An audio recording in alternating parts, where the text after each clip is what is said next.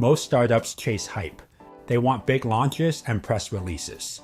But two college students quietly went in the opposite direction. They asked a simple question. What if design software lived in the browser and was multiplayer? That idea became Figma. In this video, we'll break down how Figma went from stealth project to the default design tool of the internet, and what you can learn from their go-to-market motions.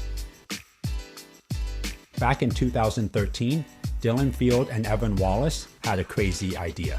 Design was still a solo desktop-based experience, but Google Docs was showing the world that real-time collaboration in the browser was possible. So they wondered why not design. But there were two big problems. The browser wasn't made for complex graphics, and designers weren't asking for this.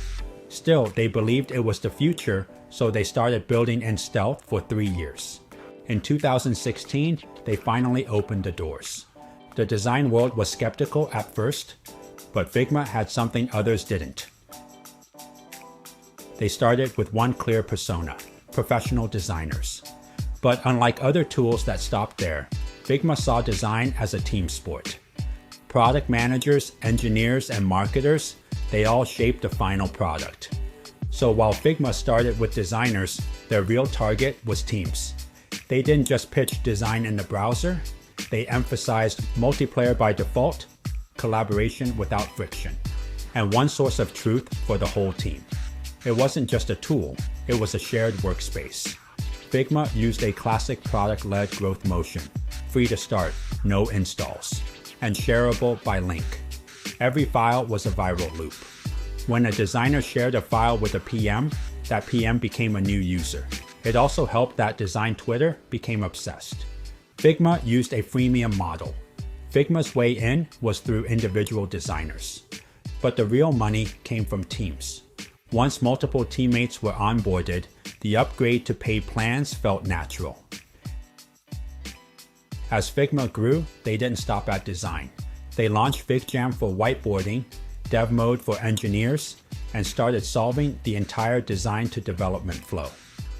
Each product was a new loop, built on the last.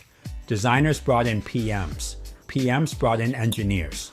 The surface area of the product expanded, and so did Figma's footprint inside companies. Figma isn't slowing down.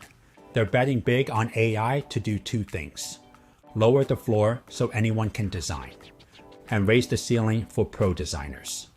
Figma is building for a world where design is everyone's job. So what can you learn from Figma's go-to-market?